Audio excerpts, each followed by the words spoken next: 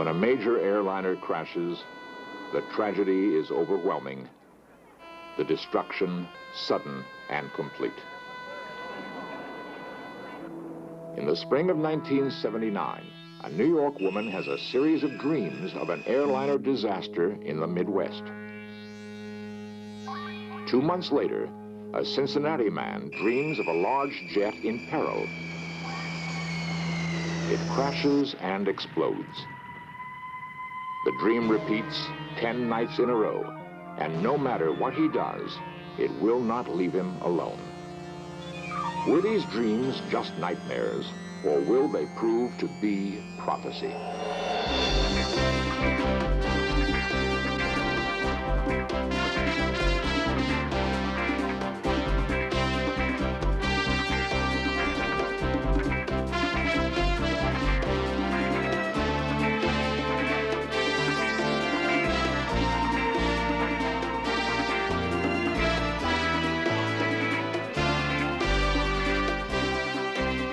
This series presents information based in part on theory and conjecture. The producer's purpose is to suggest some possible explanations, but not necessarily the only ones, to the mysteries we will examine. In the aftermath of a major air disaster, federal and state investigators sort through the debris looking for answers that might prevent such a tragedy from ever happening again. Recent findings have revealed that a strange phenomenon often precedes these catastrophes. Psychic researcher and author Alan Vaughan believes a warning system that could avert these tragedies may be locked within our own minds. Some may disbelieve, but Vaughan's own strange experience perhaps indicates the possibility. A gifted psychic tested at the Maimonides Medical Center in New York, Vaughan meditated in 1969 about the upcoming Apollo 12 moonshot. I got the impression that there is a grave danger for this flight. Unless something in the fuel system or electrical system is corrected, there will be an explosion which could kill the astronauts. I saw an image of Neil Armstrong's footprint on the moon, but there was a big X crossing it out. So I thought, no, they will not reach the moon. Apollo 12 did experience problems at takeoff as the rocket was struck by lightning, but for the most part, there were no mishaps. Vaughan's premonition was wrong. 4 months later, April 1970, Apollo 13 is launched for the moon. Just as the capsule leaves Earth's orbit, a muffled explosion rocks the spacecraft. Okay, Houston, we've had a problem here. This is Houston. Say again, please. The astronauts inspect their disabled craft, and soon the problem is diagnosed. A fuel cell has exploded and cut off most of the capsule's electricity. The primary mission has been aborted. Did Apollo 13 fulfill Vaughan's premonition for Apollo 12? Skeptics would say no. Believers, however, hold that his Apollo 12 premonitions fit Apollo 13. Most of us think of extrasensory perception as an experience happening to others. Yet ESP can occur every night in our most common altered state of consciousness, sleep. Scientists are studying sleep in the laboratory, hoping to find evidence of ESP in dreams. At the Maimonides Medical Center in New York, Dr. Montague Ullman and his colleagues conducted a group of experiments that made research history. For 6 years, more than 100 subjects would come in at night to be studied as they slept. Their physical state would be recorded so that the scientists could monitor their brain waves and determine when they were dreaming. Could dreamers dream about the future, demonstrating precognition of an event that was yet to happen? In the design of a precognitive experiment, the special waking event that the dreamer is to dream about does not exist. Hasn't been created. No one knows about it or what it's going to be. Each night, the subject is asked to dream about a series of slides he will be shown the following day. these slides will be his target. His dreams are charted, and he will be awakened after each one. I was dreaming of the color blue. It's very prominent, and it's birds and like the sky. In the morning, he is interviewed to capture any last impressions before the dream reports are sent away to independent analysts. Terry, what is your overall impression of this dream? Well, I have the feeling that my next target will be concerned with birds. Later that day, another experimenter who knows nothing about the subject's dreams selects a slideshow at random. If the topic of the show corresponds to his dream, the target will be hit.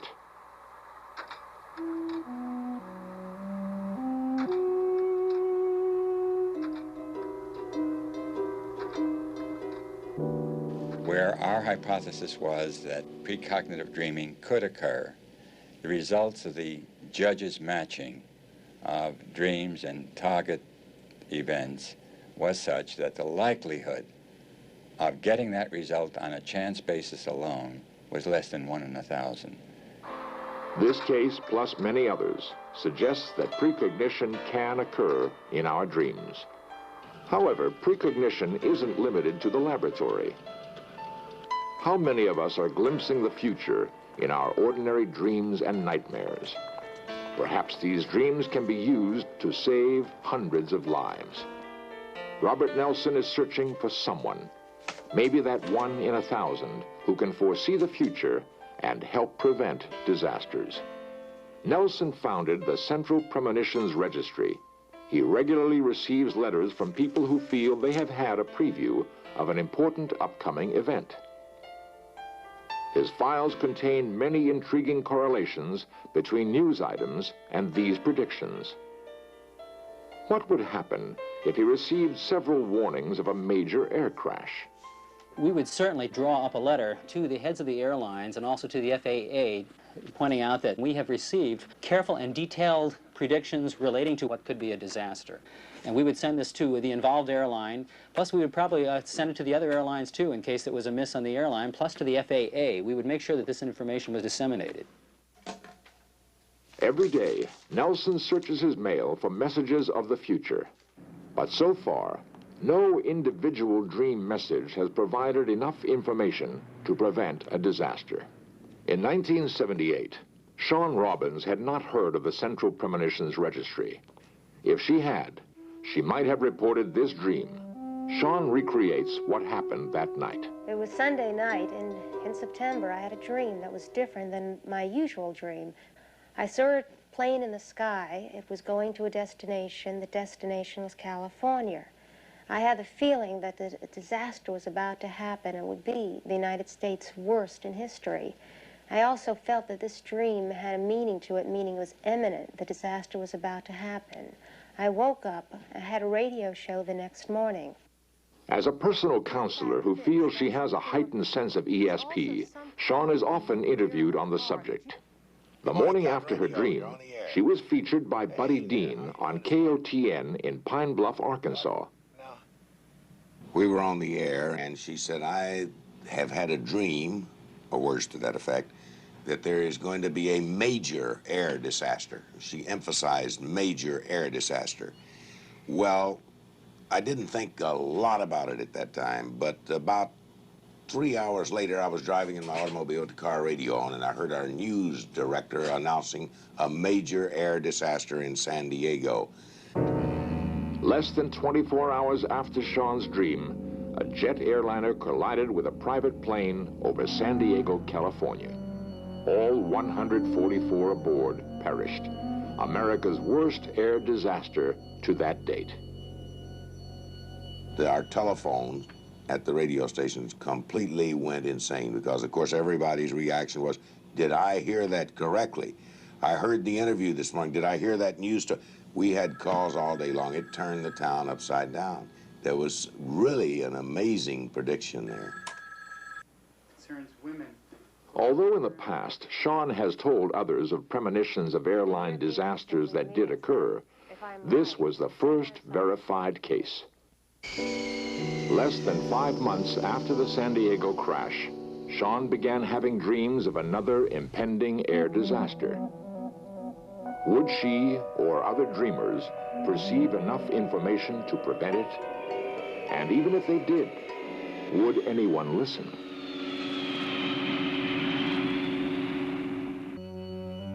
In March 1979, Sean Robbins dreamed of another major plane crash. She sensed this event was still weeks or months away, but approaching with a terrible certainty. On March 12th, she told her premonition to John Erling, whose morning talk show is broadcast on KRMG in Tulsa, Oklahoma. Of 72. And halfway through our conversation, as I started talking about previous airline crashes that had been predicted by her, she said, as a matter of fact, John, she said, I had a dream last night about a major airline crash that would happen in the Midwest. At that time, she gave me numbers, which could have been the flight number and tail numbers, as I recall, and said, but it was by a major airlines. Off the air, she gave me the name of the airlines. And I gave a destination. I felt California would be important, as well as the Midwest, but I did not know at the time the interconnecting facts. In the following weeks, Sean tried to escape the fear that was becoming a constant part of her life. But you can't forget plane crash dreams. They don't let you forget. They come back, and they come back without warning. It's as if they want the story to be told. They have a mind of their own. Sean continued to dream specific details about the disaster she felt was coming. On April 26th, she reported these to Ed Hartley on WKBX in Savannah, Georgia. Any idea on how many people may be involved? Well, the prediction that Sean made was that there was going to be a crash of a jumbo jet in the Midwest. Now, she saw the Midwest. She didn't see exactly where the crash would be. She did say later on in the conversation that California would enter into that, and she suspected that that was the destination of the airplane. Sean said she sensed the crash was now less than a month away. As the dreams became increasingly terrifying, she dreaded falling asleep for fear of what she'd experience. I become both now a passenger and a spectator aboard that aircraft. After the plane has crashed and everyone on board has died, and I walked away as the spectator, the living one, I wake up with a start. It's almost as if my heart is in my mouth. I said, why did I have the dream? Why didn't everyone else dream the same thing? Why was it me? Was Sean becoming obsessed with plane crashes? Was she having a flashback to her previous dream prediction? Or was there something more to this new dream? One thing is certain, Sean was not alone. For David Booth of Cincinnati, a nightmare was just beginning. Before May 1979, David had led an average life, managing a rent-a-car office and raising a family. He never had psychic-type dreams before. But one morning, he was jarred awake by the shattering vision of an airliner crash. On the morning of May 16th, I had a dream. I'm looking out to my right over a field, and there's a tree line diagonally down like that. And I look up in the air, and there's this great big jet, and it wasn't making the noise that it should. It wasn't a feeling of impending doom or that it was going to crash or anything. It just wasn't making the sound that it should. It starts to turn with the wing going up in the air, and it just goes on its back and then goes straight down into the ground, and it explodes. As the sound of the explosion would start to die out, that's when I would wake up. It was very, very scary. Trying to describe some of the emotions that I felt, I mean, how can you describe sorrow? David was unable to understand his frightening dream. All that day, he tried to forget it by losing himself in his work. For the moment, he shared his experience with no one. That night, he went to bed exhausted, hoping his sleep would be undisturbed. The second night that I had the dream was a very weird experience.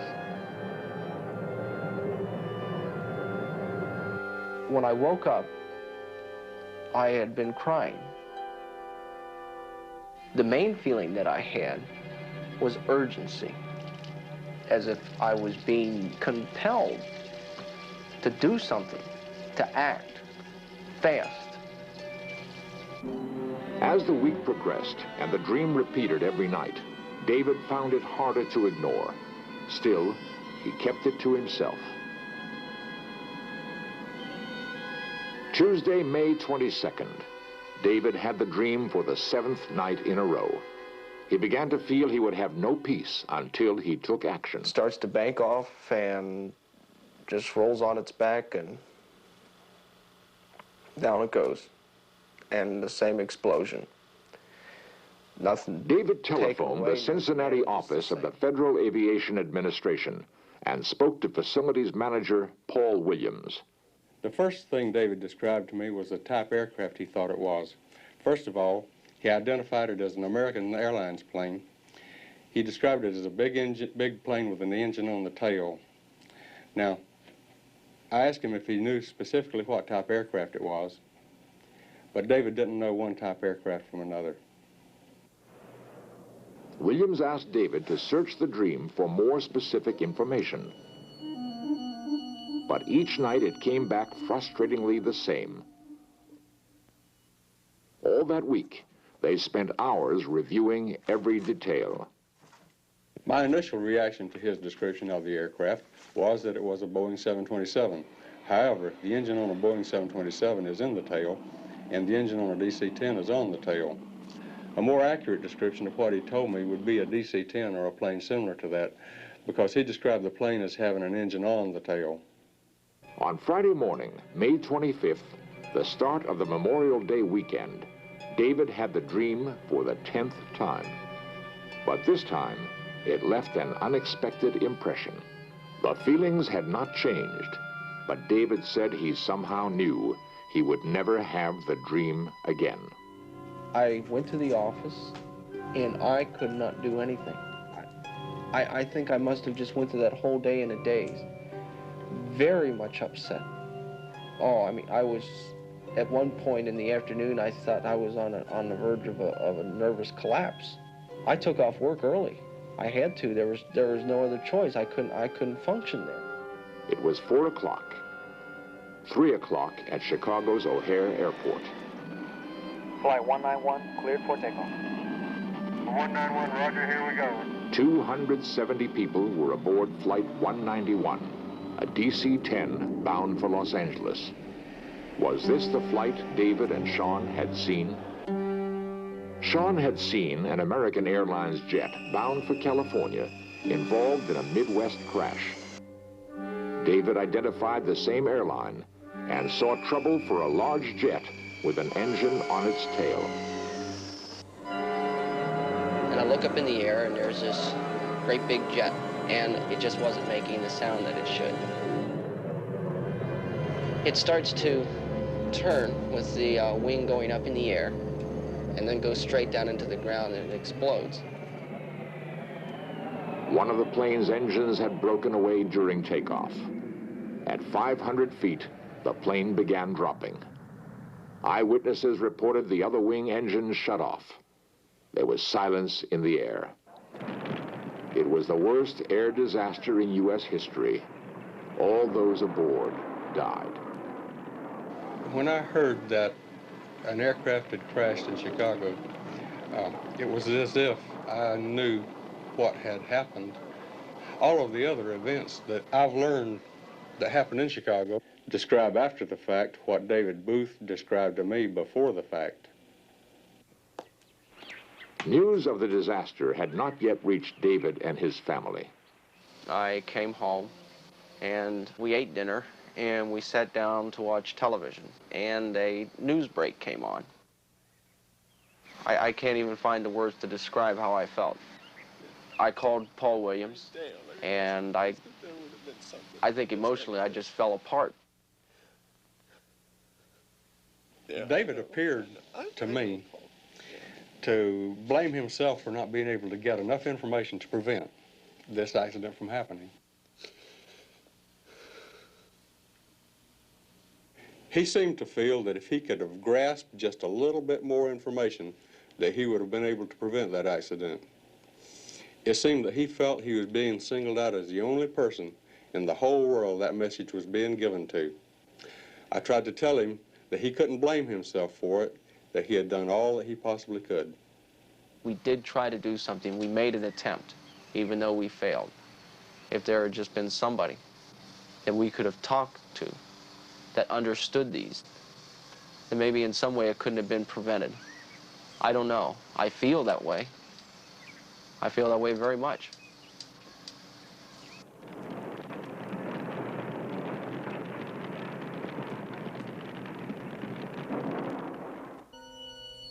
Since his premonition about Apollo 12, Alan Vaughn has started dream workshops. At the New Ways of Consciousness Foundation in San Francisco, he helps people learn about the inner world of their minds and suggests techniques for coping with frightening dreams of the future. Instead of being frightened by them, learn to talk to them, to understand them. And then after a while, your dreams will give you images that can really be helpful. So you can turn a frightening situation where the dreams terrify you into a situation where the dreams bring gold. Robert Nelson continues his search for dreams of the future. If you have a premonition, write to the Central Premonitions Registry, Box 482, Times Square Station, New York, New York, 10036.